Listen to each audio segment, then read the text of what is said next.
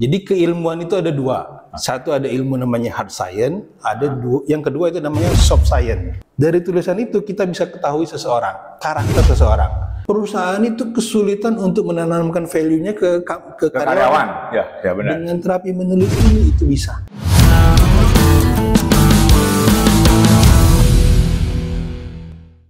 Assalamualaikum warahmatullahi wabarakatuh. Salam sejahtera untuk kita semua. Ketemu lagi di podcast Ruang Tamu Rumah Kebaikan. Alhamdulillah wa syukurillah, sore-sore hari Sabtu weekend didatangi langsung oleh sebenarnya ini sahabat lama nih.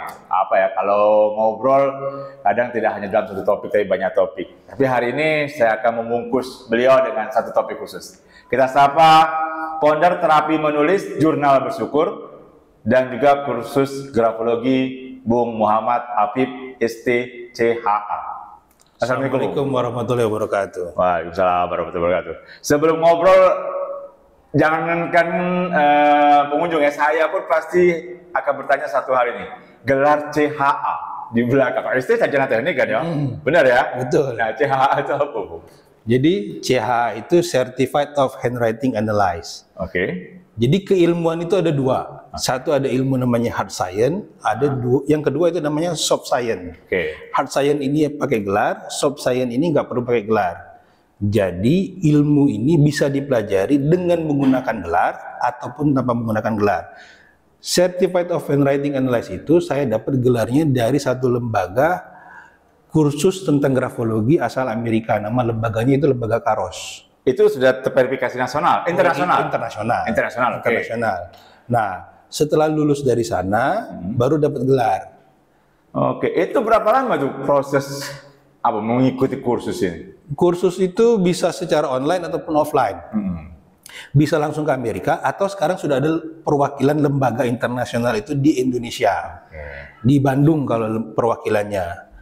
Nah, saya lulus itu tahun 2016. 2016 lulus di sana, gelar Certified of Handwriting Analysis CHA. Nah, sebelum saya dapat gelar itu, saya sudah mengenal ilmu ini dari 2014.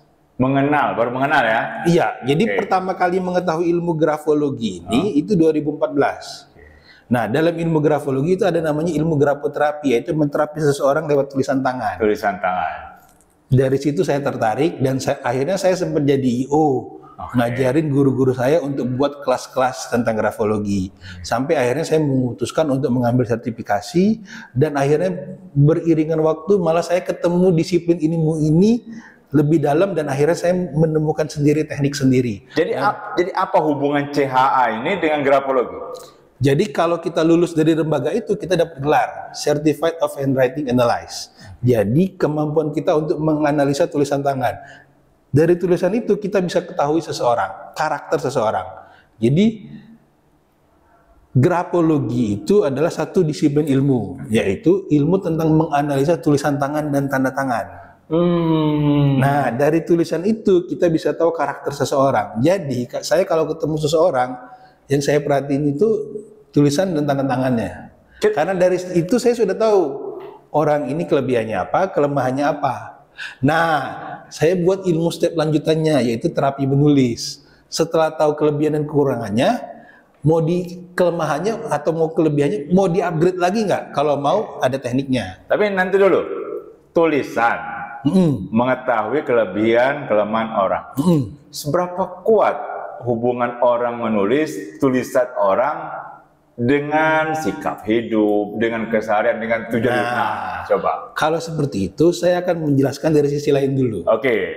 Sekarang, makannya apa saja, minumnya? Apa itu? Nyebut merek ini? Boleh. Teh batu sosro. Kenapa teh batu sosro? Karena itu selalu yang terekam di otak kita. Oke? Sekarang, dalam hidup itu banyak pengalaman yang terjadi. Pengalaman yang terjadi itu terakumulasi di pikiran bawah sadar seseorang. Oh iya. Benar. Dari pikiran bawah sadar itu akhirnya membentuk sistem hidup mereka. Sistem hidup ini akhirnya membentuk pola perilaku, pola bicara, pola gaya bahasa tubuh, dan pola tulisan. Saya mengambil angle dari pola tulisan. Jadi bentuk tulisan orang itu pasti beda-beda. Kenapa? Karena pengalaman orang beda-beda. Sehingga dari tulisan itu ciri khas seseorang atau sidik jari seseorang atau handwriting seseorang itu bisa terlihat. Seberapa akurat? Nah, kalau akurat maka kita ngomongin bahasa sains. Nah, Kurang lebih 80 hingga 95%. Akurasinya. Untuk yang baru belajar pun, kalau belajarnya benar, tanpa gelar pun, kalau belajarnya benar, itu bisa 70-80%. Kenapa? Karena saya sendiri dulu kan ngalamin. 2014 waktu belum ngambil sertifikasi kan sering analisa segala macam. 70-80%. Bung Apip menilai tulisan seseorang dengan menghubungkan ke entah latar belakang, entah penilaian apapun, itu dari apa? Dari goresannya, dari bentuknya, atau apanya kira-kira? Jadi gini, tulisan itu, seseorang ingat nggak waktu kita SD, SMP, SMA, menulis hal yang sama, misalnya, ini Ibu Budi, semua sekelas menulis kan? Ya, benar. Menulisnya sama, isinya sama, tapi bentuknya beda-beda. Karena pengalaman hidupnya beda-beda. Jadi yang saya perhatikan itu adalah bentuknya, cara menggoresnya. Karena disitulah alam bawah sadar seseorang terlihat. Oke, coba kita ke salah satu contoh konkret ya. Biasanya kan kalau di kepolisian memang ada bagian yang menganalisis surat bunuh diri, surat wasiat. Betul. Apakah itu juga hal yang sama? Iya. Jadi dari tulisan misalnya yang beredar di masyarakat kan perlindungan diri. Kadang-kadang kan sampelnya banyak beredar kan di internet. Ya udah, kalau orang yang ngerti grafologi itu sudah mulai ngobrolin tentang itu. Kenapa dia meninggal, karakternya apa, segala macam, termasuk tentang crime. Masalah. Nah, kalau sudah masalah itu sudah ilmu lebih dalam lagi dari grafologi, namanya grafoforensik. Oh, ada lagi tuh? Ada lebih dalam lagi, dan saya juga pelajarin itu. Dan saya juga pernah diminta oleh beberapa orang untuk menganalisa apakah tanda tangan ini palsu apa enggak. Tapi saya selalu tanya, ini kira-kira bakal untuk ke pengadilan apa enggak? Enggak, maka saya akan kasih tahu jawabannya. Tetapi kalau ke pengadilan lagi, saya akan enggak menjawab. Kenapa? Karena ini berhubungan dengan bakal jadi saksi. Saya sendiri keilmuannya ada, tetapi kalau untuk jadi saksi ahli tidak kompeten. Tapi gini, kalau orang itu mengubah tulisan, kan bisa juga kan dilakukan. Ketahuan tidak? Tetap ketahuan. Karena pada saat menulis itu nanti, kalau di Grafocrime itu pakai alat pembesar. Goresan itu terlihat bedanya. Dan perlu diingat, dalam grafologi itu ada namanya brain writing, tulisan otak, sehingga pada saat menulis itu tulisan masing-masing, perilaku masing-masing, ciri masing-masing tersendiri. Jadi misalnya Pak Surono menulis, yaudah itu ciri Pak Surono, nggak bisa diduplikasi ke orang lain, karena ada ciri khas, kembar sekalipun. Kembar sekalipun. Kenapa? Karena pengalaman hidupnya beda-beda. Nah ini saya tertarik, tadi ngobrol ada namanya terapi menulis. Itu bentuknya seperti apa itu? Terapi menulis ini? Jadi yang disebut dengan terapi menulis itu adalah kata majemuk, yaitu dua kata digabung menjadi satu. Terapi menurut KBBI adalah upaya pemulihan seseorang dari sakit. Menulis menurut KBBI adalah membuat huruf dan angka dengan pensil atau pena. Sehingga definisi terapi menulis versi saya adalah upaya pemulihan seseorang dengan mengubah bentuk huruf dan angka. Sehingga dia dengan mengubah bentuk huruf dan angka, dia akan memperoleh 4 kesehatan. Yaitu apa? Sehat hati, sehat pikiran, sehat fisik, dan sehat keuangan. Karena dalam grafologi itu ada namanya huruf kantong uang. Dan perlu diingat, penciptaan itu terjadi 2 kali. 1 di mentality, 2 di reality. 1 di internal, 2 di eksternal. Jadi sebelum jadi kenyataan dalam kehidupan sehari-hari, semua masih di mentality. Nah itu yang saya bantu, mentalitinya beres, realitinya biasanya beres. Apa sih manfaatnya misal kita ngikuti terapi menulis? Itu tadi, sehat hati, sehat pikiran, sehat fisik, sehat keuangan. Nah, tolak ukurnya ya, tolak ukur ya. Kalau tolak ukur, maka dalam kelas saya itu minimal ada 2 tolak ukur. 1, kita menggunakan skala. Jadi pada saat sebelum ikut terapi menulis, mereka membuat skala dulu. Misalnya pengen karakter pemalunya berubah. 10 itu sangat bermasalah, 0 sangat nyaman. Oke. Misalnya pemalunya di angka 7. Berarti dengan terapi menulis, kita lihat progresnya berubah nggak, menurun nggak. Syukur-syukur jadi 0. Iya, syukur-syukur jadi bagus banget kan? Bagus ya. Nah, rata-rata itu pasti turun. Hampir semuanya turun lah, kalau nggak mau disebut semuanya turun. Ya. Tapi saya yakin semuanya turun. Kenapa? Kalau menulis, tapi kalau nggak saya nggak bisa ngomong. Iya kan? Nah, dia itu yang pertama, yaitu dari skala. Kedua, dari bentuk tulisan. Sebelum dan setelah terapi menulis bentuknya beda. Misal ada orang nih mau nulisnya sangat indah, sangat bagus, apakah bisa langsung dikatakan, ini baik-baik saja orangnya? Kaidah indah menurut orang lain belum tentu orang grafologi. Oh, walaupun bagus, terbaca. Iya, kaidah indahnya grafologi dengan kaidahnya orang biasa itu pasti beda. Gimana tuh kalau versi grafologi gimana? 1, dia jelas terbaca. 2, nggak boleh ada tanda negatif. Contoh karakter pembohong. Dari tulisan itu bisa diketahui karakter dia pembohong apa enggak. Dari tulisan. Bahkan kasus mau bunuh diri pun bisa ketahuan dari tulisan tangan. Banyak saya sudah, bahkan murid-murid saya yang problem, begitu dia menulis, saya udah tahu problemnya apa, tapi saya kadang-kadang nggak ngomong, saya minta nulis. Begitu dia menulis kalimat tersebut, dia ngelapor, "Pak, saya nangis nulis kalimat ini." Kenapa? Karena memang dalamnya itu perlu pelepasan emosi. Nah, terapi menulis versi saya itu beda dengan yang beredar di internet. Kalau terapi yang beredar di internet itu namanya terapi menulis ekspresif. Maka terapi menulis ekspresif itu hanya mengeluarkan emosi negatif. Tapi kalau terapi menulis versi saya, selain melepaskan, dia juga menginput. Bung Habib ini menilai dari segi tulisannya saja atau apa yang ditulis? Nah, kalau dari terapi menulis versi saya, kalimatnya sudah ditentukan. Sehingga lebih powerful. Tapi kalau terapi menulis yang beredar itu, ungkapkanlah perasaanmu. Apa orang tua menurut kamu apa? Ya, itu namanya disebut dengan terapi menulis ekspresif. Sehingga proses katarsis terjadi. Ya, jadi benar-benar. Itu kan? Tetapi kalau versi saya enggak. Kenapa? Karena berdasarkan pengalaman saya, itu perlu ada penginputan sehingga efeknya lebih besar. Sehingga kalimatnya perlu diisi. Kalimat basicnya adalah every day in every way I'm getting better and better. Setiap hari dalam segala hal saya membaik dan terus membaik. Terus sekarang saya senang, gembira, bahagia dan selalu ada solusi. Kalimat ini dan ilmu terapi menulis ini sudah diadopsi di beberapa sekolah di luar Sumsel. Bahkan di Bandung itu ada satu sekolah di Bandung namanya Madrasah Al-Islah Bandung, itu seluruh gurunya belajar ini kemudian diduplikasi ke siswa. Karakter siswanya itu berubah banget. Bahkan di Bandung itu sudah kebiasaan ngomong kata anjing. Di sekolah itu dalam waktu 2 bulan kata itu persis hampir nggak ada lagi. Kenapa? Karena diinput dengan every day in every way I'm getting better and better. Baik ya. Membaik. Begitu si siswa mau mengucapkan itu selalu dikata-ganti, katanya mau membaik. Langsung ingat. Jadi dibuat anchoring. Wah, mantap. Nah, bayangkan kalau ini bisa kita duplikasi ke sekolah yang lain. Efek dominonya gimana? Nah, ini menarik pengunjung. Ini untuk pihak-pihak sekolah, ini sudah ada bocoran nih. Kalau ternyata terapi menulis itu sangat baik. Tidak hanya di kalangan kita orang dewasa, tetapi kalangan pelajar.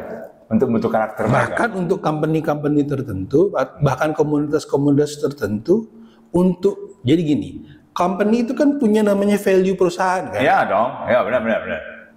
Perusahaan itu kesulitan untuk menanamkan value-nya ke karyawan. Ya benar. Dengan terapi menulis ini itu bisa. Jadi satu visi, satu misi. Karena saya sudah banyak melakukan itu untuk satu entitas atau satu company. Oke. Sehingga percepatan perusahaan itu teng. Nah ini menarik nih, sebelum ngopi dulu. Kopi apa sekarang ini? Kopi legend ini.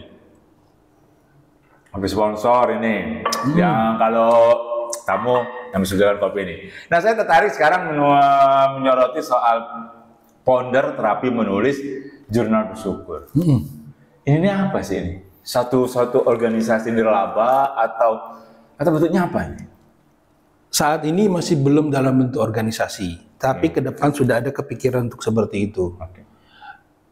Perjalanan ilmu terapi menulis ini cukup panjang, dari 2014 sampai dengan sekarang. Jadi 2014 saya pertama ketemu nama ilmunya grafologi, yaitu menganalisa tulisan tangan dan tanda tangan. Di dalam buku itu, di dalam pembelajaran itu ada yang disebut dengan grafoterapi, yaitu menterapi seseorang dengan tulisan tangan.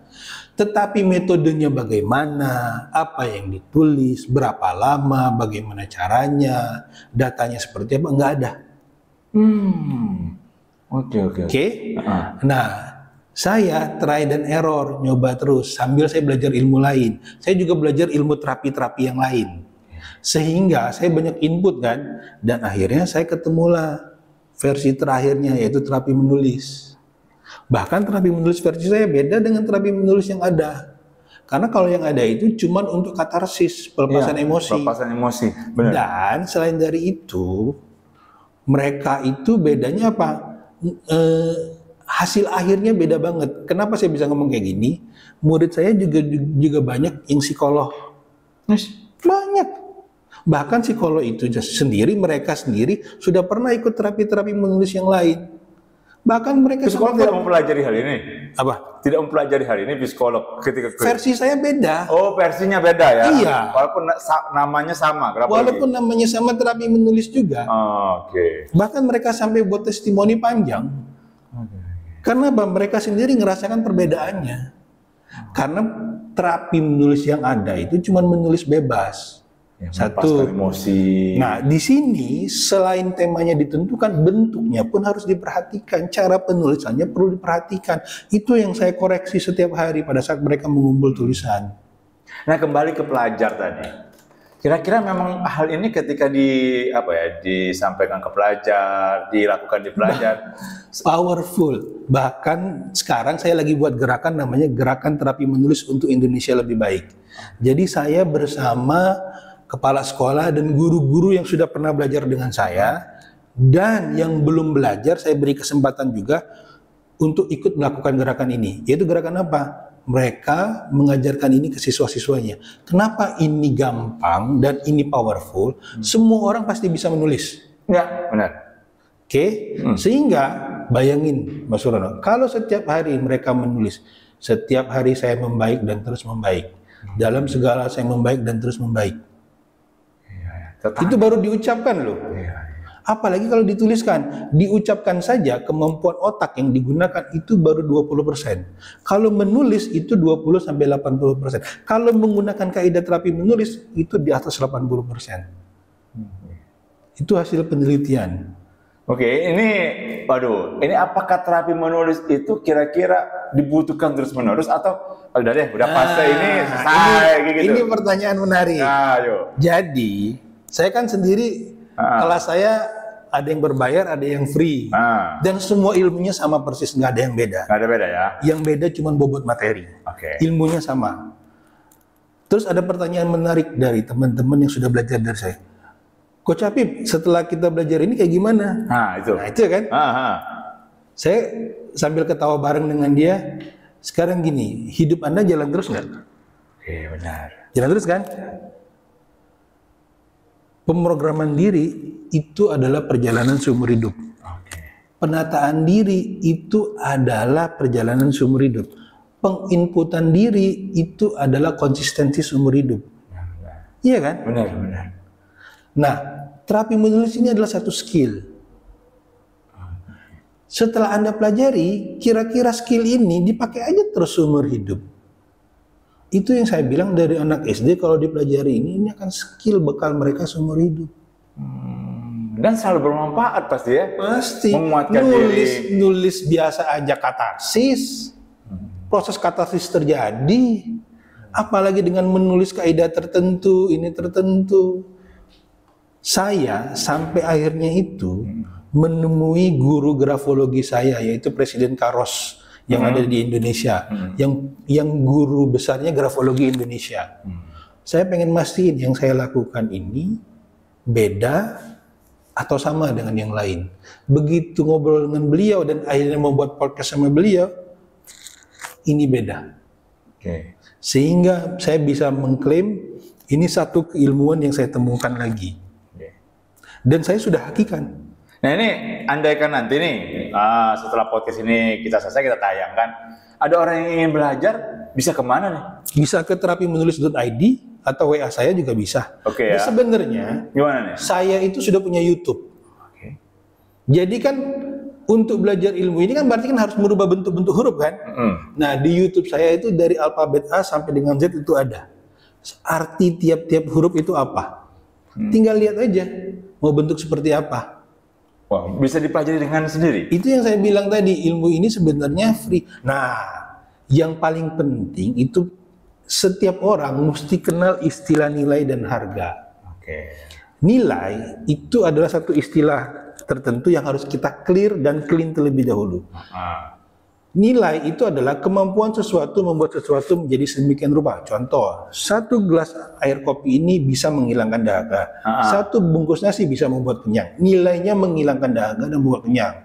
Harganya 100.000, nasi 100.000, total 200.000. Pengorbanan itu adalah harga adalah jumlah pengorbanan dalam rangka mencapai nilai. Mau nggak kita berkorban dalam rangka mencapai nilai? Ya, benar. Nah, dalam hidup selalu ada nilai dan harga, termasuk dalam terapi menulis ini. Mau nggak bayar harga? Maksudnya bayar harga, mau nggak komitmen tiap hari menulis? Sehingga nilai dari kemampuan ini bisa didapat. Nilainya apa? Sehat hati, sehat pikiran, sehat fisik, sehat keuangan. Ini nilai. Kalau Anda mau bayar nilai, harga, kalau Anda mau bayar harga dari satu nilai, Anda pasti dapat nilainya. Nah sekarang pandangan Bung Alif nih, terhadap sekarang kan anak-anak pelajar, termasuk kita-kita juga kan, dengan kebiasaan menulis kan semakin jauh ya, daripada dengan mengetik, dengan gadget yang ada sekarang. Itu gimana? Saran saya ucapkan aja kalau memang nggak bisa. Tetapi, itu saya bilang, ucapkan ada efek. Nah, baru seminggu kemarin, jadi ada satu pertanyaan menarik dari salah satu murid saya di grup. Pak Afif, kalau seandainya ada nggak pengaruh eksternal atau internal dari terapi menulis ini? Sangat ada. Contoh gini, pada saat seseorang marah, kita kan bisa ngerasain suasana hati orang itu lagi marah kan? Atau pada saat orang itu riang banget, kita bisa merasakan kan? Benar. Artinya energinya ada kan? Benar kan? Nah, sama dengan terapi menulis ini, sama dengan menginput setiap hari, every day and every way, I'm getting better and better. Iya kan? Sama sekarang saya senang, gembira, bahagia, dan selalu ada solusi. Dan saya kasih satu share video, yaitu satu bela diri, dengan dia mengubah mood, tubuhnya menjadi lebih kuat. Saya juga bilang, dengan terapi menulis, mengucapkan saja sudah ada efek di tubuh. Jadi, saya suruh murid-murid saya untuk tes kinesiologi, yaitu pada saat mau mencoba mengangkat benda berat, ucapkan netral, kemudian angkat. Setelah itu letakkan. Kemudian ucapkan, sekarang saya senang, gembira, bahagia, dan selalu ada solusi. Sama every day and every day I'm getting better and better. Angkat. Lebih ringan. Itu bukti bisa untuk sehat fisik. Selain dari itu, murid saya di Bandung juga, itu stroke. Dan dia harus ke fisioterapi, normalnya itu 3-6 bulan. Ini dalam 1 bulan dia sudah pulih. Dan itu dampaknya langsung bisa diukur ya? Nah, untuk mengukurnya ini kan berarti perlu skill kan? Ya, benar. Nah, makanya ke orang yang ahli. Dalam hal ini berarti terapi menulis, karena ini versi saya, ke saya yang ngukurnya. Nah ini pengunjung, kita kan perlunya sesuatu itu kan harus ada output yang kita dapat ya. Jangan menilai-nilai sendirilah kalau memang tidak mengetahui. Kalau dia, makanya ini powerful. Sebenarnya dengan dia menulis sendiri pun itu tetap ada efek. Kenapa? Ada efek ya? Karena dari kalimatnya aja itu sudah bagus, sudah memiliki energi tertentu, vibrasi tertentu. Makanya begitu saya dapat ini, saya bilang ini bisa diduplikasi. Ini tadi kami ngobrol juga sebelum podcast, selain menulis tulisan tangan apapun, ada juga tanda tangan. Nah, berapa lagi mempelajari hal itu juga? Ada yang mempelajari, ada yang nggak, tergantung alirannya. Oke. Saya cukup banyak belajar aliran-aliran grafologi. Pandangan Bung Apip terhadap tanda tangan seseorang itu dalam bentuk karakter itu memang menempel atau gimana sih? Tanda tangan bahasa Inggrisnya itu signature. Ya, benar. Bahasa lainnya adalah sign of your nature. Bahasa Indonesia adalah tanda alami diri Anda. Iya, benar. Pada saat Anda membuat tanda tangan, itu seperti Anda membuat logo diri Anda. Sidik jari. Bisa dikatakan sidik jari, kalau dalam company itu logo. Logo. Oke. Iya ya. Tanda tangan itu sama dengan logo Anda. Mewakili citra diri Anda kepada orang lain. Anda ingin terlihat seperti apa? Oke. Nah, tanda tangan rata-rata orang sukses itu punya ciri. Di antaranya tanda tangannya berupa nama jelas. Dan tidak ada tanda negatif. Kalaupun ada tanda negatif, itu bisa kita hilangkan. Di Pilpres 2019, saya nggak ngomong 2004 ini ya, 2024, 2019, Sandiaga Uno itu redesign tanda tangan. Dia punya 2 tanda tangan saat beliau jadi wakil gubernur DKI dengan calon wakil presiden, itu tanda tangannya berubah. Oke. Pak Prabowo pada saat 2019 itu ada yang diubah sedikit. Ibu Megawati itu punya 2 tanda tangan. 1 tanda tangan untuk partai, M. Taufik. 2 untuk tanda tangan beliau keseharian, baik sebagai presiden atau pribadi, Megawati Soekarno Putri. Pak Jokowi juga redesign tanda tangan. Pada saat dia zaman kuliah dengan setelahnya itu beda. Jadi tidak apa-apa punya 2 tanda tangan? Nggak apa-apa. 1 gunakan untuk legal, 1 gunakan untuk non-legal. Kalau memang nggak bisa ganti. Kenapa? Ada beberapa orang yang pekerjaannya itu sudah tergantung banget dengan tanda tangan. Bahkan kalau mau merubahnya itu harus ke Menkumham, notaris, dan lain-lain. Nah, kalau yang tidak berhubungan dengan itu ya ubah aja. Karena apa? Dengan kita membentuk tanda tangan pencitraan bagus, itu menjadi doa. Ya kan? Saya sendiri setelah mengerti ilmu ini, untuk anak saya dari kelas SD, kelas 1 sudah saya siapkan tanda tangannya. Karena saya ngerti ilmunya.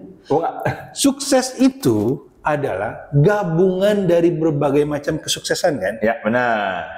Berarti ini kan peluang-peluang yang ada kan? Nah, tanda tangan itu 1 di antara peluang. Redesign tanda tangan itu 1 di antara peluang, terapi menulis itu 1 di antara peluang, afirmasi itu 1 di antara peluang, pola pikir itu 1 di antara peluang. Berarti untuk sukses itu banyak kan kriterianya kan? Ya, nah, dengan semakin banyak kita memberi peluang, maka peluang untuk sukses semakin besar kan? Bahkan beberapa toko di Palembang pun saya juga bantu redesign tanda tangannya. Mau Apip sendiri berapa kali ngubah tanda tangan? Saya 9 sampai yang terakhir. Sampai yang terakhir 9. Sampai 9 kali. Nah, dalam meredesain tanda tangan atau menterapi tanda tangan itu tidak ada benar, tidak ada salah. Yang paling penting itu adalah 4 dosis. Dosisnya harus pas, waktunya harus pas, tujuannya harus pas. Sehingga apa yang mau dimaui. Nah, misal kita mau bentuk karakter gigi. Maka ada bentuk atau pola-pola tertentu yang bisa kita bentuk. Atau kita mau, makanya goalnya apa dulu? Saya selalu tanya, tujuannya tuh ya. Tujuan redesign tanda tangan ini untuk apa? Karir ini. Oh ya sudah, berarti tujuannya ke sini. Bentuk polanya seperti ini. Berarti hubungannya ke politik ada juga ya? Ada. Bahkan beberapa teman anggota DPRD kita ataupun DPR Sumsel, itu saya selalu memberi saran kepada mereka, terutama untuk pejabat lah. Gunakan pena yang agak mahal. Kenapa? Karena pena itu juga ciri Anda nantinya. Selain tulisan itu brainwriting, kalau pada saat kita menggunakan pena-pena tertentu, maka itu sulit untuk ditiru. Bahkan kalau dalam pengadilan, kita bisa ngomong, ini bukan tanda tangan saya tanda tangan selalu pakai pena ini. Sini saran yang sangat sangat luar biasa nih. Ayo nih pejabat-pejabat, calon pejabat ataupun calon anggota dewan, beli pena yang mahal. Dia juga harus sebagai jati diri ya. Itu 1 di antara jati diri. Kenapa? Karena pada saat dia menggoreskan tanda tangan, itu berarti kan mewakili dirinya. Dan kalau seandainya terjadi kasus pun, pada saat dicek di laboratorium, kita juga di pengadilan juga bisa ngomong, saya menggunakan tanda tangan apapun selalu menggunakan pena ini. Begitu pena lain, satu bisa nanti kan bisa terlihat kan di laboratorium forensik kan. Tapi kan paling nggak kita sudah ada dulu. Oke. Oh ya, sebagai bentuk ini loh, kalau saya mau tanda tangan, ini tanda tangan. Saya selalu pakai ini. Oke, ini pengunjung tidak terasa 30 menit, ini 30 menit gitu udah ngobrol ini. Berarti kita akan coba nanti buat sesi khusus sebulan sekali, 2 minggu sekali, khusus bicara tentang terapi menulis. Tapi terakhir, saya minta Bung Apip memberikan closing statement kepada pengunjung podcast Ruang Tamu Rumah Kebaikan. Bagaimana yuk dalam mencari sesuatu yang lebih baik dengan melalui terapi menulis ataupun lain. Silakan ke pengunjung. Jadi teman-teman coba aja menulis. Apa yang ditulis? Ada 2 kalimat. Satu kalimat every day in every way I'm getting better and better, yaitu setiap hari dalam segala hal saya membaik dan terus membaik. Kedua adalah kalimatnya sekarang saya senang, gembira, bahagia dan selalu ada solusi. Tulis kalimat itu pada saat pagi dan malam. Dan kalau memang pengen dikoreksi tulisannya, bisa WA saya atau ketik aja di terapimenulis.id atau nonton aja YouTube saya. Di situ ilmunya ada semua. Oke. Lengkap. Pengunjung, ini sudah terbuka dari Bung Apip untuk silakanlah. Ayo kita sama-sama memperbaiki diri. Banyak benar kata beliau tadi. Banyak faktor yang mempengaruhi hidup kita. Dan menulis adalah salah satu faktor. Kalau kita bisa menggelutinya, bisa membuatnya menjadi lebih baik untuk diri kita sendiri, ayo kita lakukan bersama. Saya tutup. Wassalamualaikum warahmatullahi wabarakatuh. Waalaikumsalam warahmatullahi wabarakatuh. Terima kasih.